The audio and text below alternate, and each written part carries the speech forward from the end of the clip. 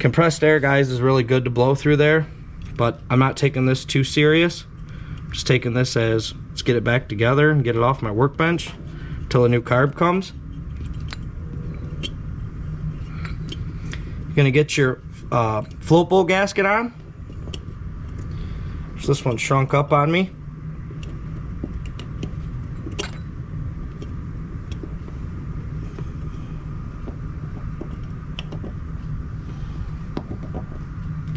There you go. I forgot to mention, guys, we got to put the main jet back in the center of this carb. I just totally overlooked it. What I'm going to do is I'm going to use my seat tool. I'm going to push it in. You'll feel it seat. Get your bowl on.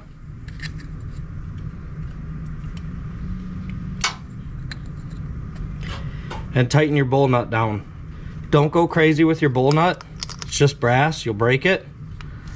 So you just want to get it somewhat tight, obviously, so it doesn't leak. It's 1/2 inch. Let me tighten that up. I gotta put the intake cover back on. Or, I'm sorry, guys, apologize, it goes on this side. Okay, guys, to get this carb back on, you're gonna take your governor rod, try to make it so you can see. You're gonna slip it through that hole like that. This spring's also got to go in there. Sometimes I'm able to use my fingers just like that. Sometimes I use these. And now you tighten down your 5/32 that hold the carb on and hook up your fuel line. So here we have it, the 5/32 Allens I'm tightening. Allen with a ball on the end works the best for doing these. They can be a little tricky to get in there. Just be careful you don't strip them. It's easy to do. I've done it myself.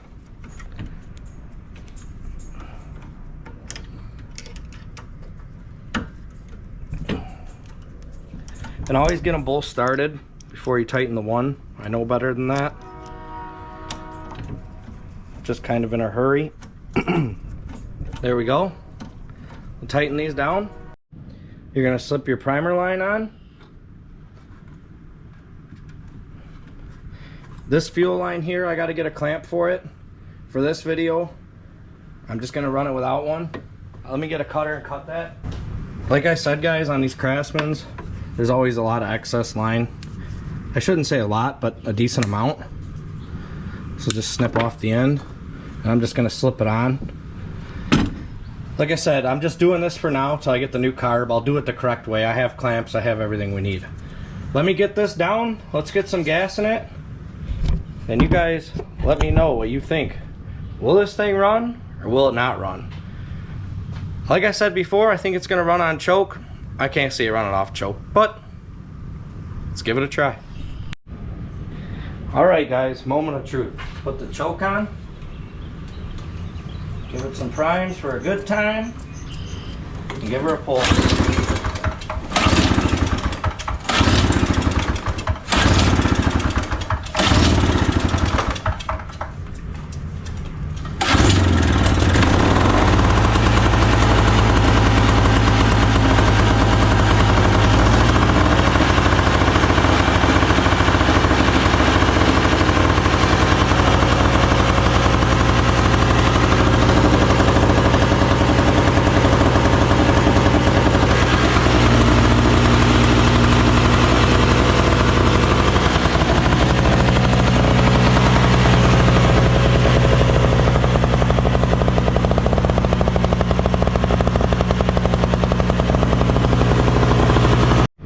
One thing I did want to mention, when you've seen it running in the video, I tipped the machine back with the handles on the ground. I was decarburizing the exhaust. Decarbonizing. Can't pronounce it real good, guys, I'm sorry, but I'm decarbonizing the exhaust. Tip it back, it'll burn everything off that's laying down in there. It'll smoke like crazy, especially on the Toros for some reason. But if you got something that's running a little rough, do that. See if it clears it out for you. Just a good little tip for you.